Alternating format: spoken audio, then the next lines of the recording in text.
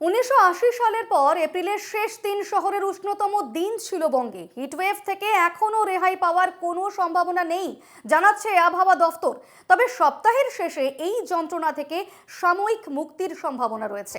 আলিপুর আবহাওয়া দফতরের পূর্বাভাস, দক্ষিণবঙ্গে আগামী 4 মে পর্যন্ত সব জেলায় হিটওয়েভের সতর্কতা রয়েছে এবং বর্ধমান, পশ্চিম মেদিনীপুর, ঝাড়গ্রাম, বীরভূম, মুর্শিদাবাদ, বাঁকুড়া ও পুরুলিয়া এই জেলায় তাপপ্রবাহের চরম সতর্কতা দেওয়া হয়েছে। কলকাতা সহ দক্ষিণবঙ্গের বাকি সব জেলাতেই তাপপ্রবাহ চলবে আগামী শনিবার পর্যন্ত। উত্তর ও দক্ষিণ 24 পরগনাতেও চরম তাপপ্রবাহের পরিস্থিতি তৈরি হতে পারে। বর্ধমান এবং বীরভূমে গরম ও অস্বস্তিকর আবহাওয়া থাকবে রাতেও।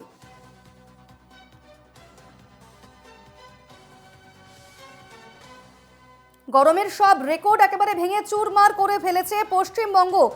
মঙ্গলবারই কিন্তু রেকর্ড তাপমাত্রা ছুঁয়েছে শহর কলকাতা। দেশের সর্বোচ্চ তাপমাত্রার নিরিখে বাংলা থেকেই রয়েছে 2 জায়গা। একেবারে গরমে হাঁসফাঁস করছে দক্ষিণ থেকে উত্তর। পশ্চিম মেদিনীপুরে এই শহরে তাপমাত্রা ছিল 47.2 ডিগ্রিতে। কলাইকুণ্ডায় গতকাল আমরা যে তাপমাত্রা দেখেছি 47.2 ডিগ্রি সেলসিয়াস।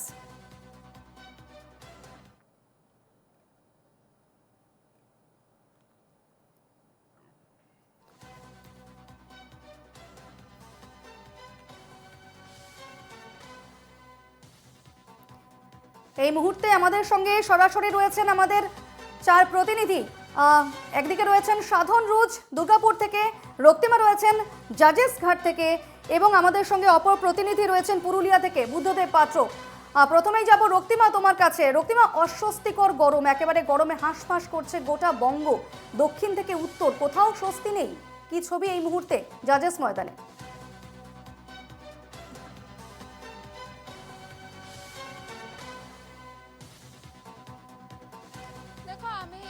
জানিয়ে রাখি তোমাকে, আমি এই মুহূর্তে জাজেস ঘাটে রয়েছি এবং সেখানেও কিন্তু এক চিত্র। অন্য সময় যেটা দেখা যায় যে শহরের যে এই ঘাটগুলি রয়েছে, জাজেস ঘাট, প্রিন্সেপ ঘাট, এই সমস্ত ঘাটগুলিতে কিন্তু ভিড় জমে থাকে, কিন্তু যা গরম পড়েছে সেই গরমে কিন্তু চিত্রটা বদলে দিয়েছে। সমস্ত জায়গায় একেবারে দেখা যাচ্ছে ফাঁকা, হাতে গোনা কয়েকজন যাদের খুব প্রয়োজন তারাই একমাত্র এসেছেন, তাছাড়া কিন্তু কাউকে সেরকম দেখা যাচ্ছে না। দেখো, তোমাকে জানিয়ে রাখি যে ইতিমধ্যে আবহাওয়া দপ্তর 8টি জেলার ক্ষেত্রে লাল সতর্ক বার্তা জারি করেছে। সেক্ষেত্রে পূর্ব পশ্চিম বর্ধমান, বীরভূম, বাঁকুড়া, পুরুলিয়া, ঝাড়গ্রাম সহ একাধিক জায়গায় মোট 8টি জেলায় লাল সতর্কতা জারি হয়েছে হিট ওয়েভের। এমনকি কলকাতার ক্ষেত্রেও কিন্তু কমলা সতর্কতা জারি হয়েছে। তুমি জানো যে গতকাল থেকেই কলকাতায় লু বইতে শুরু করেছে এবং এই পরিস্থিতি চলবে আগামী 4 তারিখ পর্যন্ত।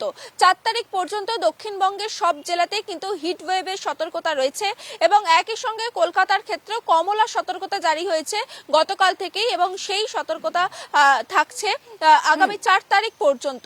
এবং দেখো, তোমাকে জানিয়ে রাখি একই সঙ্গে আবহাওয়া দপ্তর যেমনটা জানাচ্ছে, কলকাতা সহ দক্ষিণবঙ্গে কোথাও কিন্তু কোনো বৃষ্টির সম্ভাবনা নেই 4 তারিখ পর্যন্ত। 4 তারিখের পর কয়েকটি জেলায় হালকা থেকে মাঝারি বৃষ্টিপাতের সম্ভাবনা থাকছে, কিন্তু সেই বৃষ্টি কিন্তু স্বস্তি দেবে না, কারণ যেহেতু জোরালো বৃষ্টি নয়, হালকা বৃষ্টিতে এতে কিন্তু গরম আরো বাড়বে। অন্যদিকে আরেকটি বিষয় তোমাকে জানিয়ে রাখি, 4 তারিখ পর্যন্ত কলকাতার তাপমাত্রা 42 ডিগ্রির নিচে নামার কোনো সম্ভাবনা নেই। অন্যদিকে দিন এবং রাতের তাপমাত্রারও কিন্তু খুব একটা পরিবর্তন হবে না। সেক্ষেত্রে দিন ও রাতের তাপমাত্রা 30 ডিগ্রির ঘরেই থাকবে। অর্থাৎ 4 তারিখ পর্যন্ত কোনো রকমই যে স্বস্তির খবর শোনাতে পারছে না আবহাওয়া দপ্তর। একদম রক্তিমা, তুমি সঙ্গে থাকো। আমরা যাব বুদ্ধদেব পাত্রর কাছে। পুরুলিয়া থেকে রয়েছেন আমাদের প্রতিনিধি বুদ্ধদেব পাত্র। বুদ্ধদেব, পুরুলিয়ার কি ছবি? একেবারে যে স্পেল গরমের, যে তাপপ্রবাহের স্পেল, সেই স্পেল এখনো রয়েছে এবং সেক্ষেত্রে প্রত্যেকটি জায়গায় আমরা দেখতে পাচ্ছি গরমে হাঁসফাঁস করছেন সাধারণ মানুষ। পুরুলিয়ার কি চিত্র?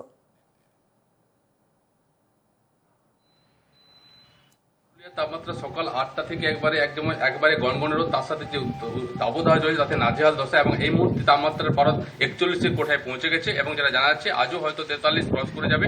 এবং পুরুলিয়ার যে প্রান্তে যায় না কোনো, সকাল 10টা থেকে রাস্তা শুনশান এবং বলা চলে যে একদম হাসপাস অবস্থা জেলায়। দীপর্ণা। বেশ বুদ্ধদেব, তুমি সঙ্গে থাকো। আমরা যাব পৃথার কাছে। পৃথা রয়েছেন সল্ট লেক থেকে। পৃথা, কি ছবি?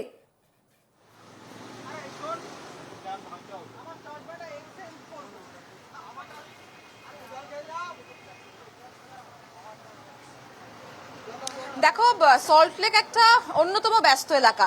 এই মুহূর্তে যা পরিস্থিতি এবং 42 ডিগ্রি, যেমনটা আমাদের সহকর্মী বলছিল যে আগামী শনিবার পর্যন্ত কোনো স্বস্তির খবর শোনাতে পারেনি হাওয়া অফিস। 42 ডিগ্রির কাছাকাছি থাকবে তাপমাত্রা। আজকে মে ডে, কিন্তু তবুও সল্টলেকের ছবিটা দেখলে তুমি বুঝতে পারবে যে কার্যত খা খা করছে।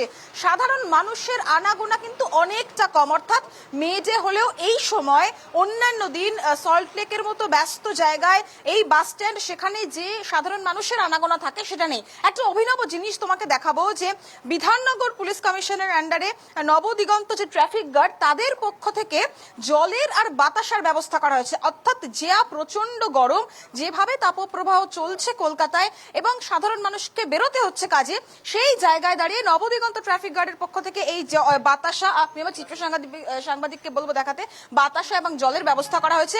যারা আসছেন তাদেরকে কিন্তু বাতাসা আর জল দেওয়া হচ্ছে। আমি একটু সরাসরি তাদের সাথে কথা বলবো। আপনারা নবদিগন্ত ট্রাফিক গার্ডের পক্ষ থেকে এই ব্যবস্থা আজকে থেকেই শুরু করবেন? না, এটা অনেকদিন, আমাদের 1 মাস থেকে চলছে। এটা আমাদের প্রথমে কলেজ মোড়ে দেওয়া হয়েছিল, তারপরে এখানে একটা করা হয়েছে। তা আমাদের অ্যাকচুয়ালি যারা আসছে তাদেরকেই সবাই দিচ্ছি।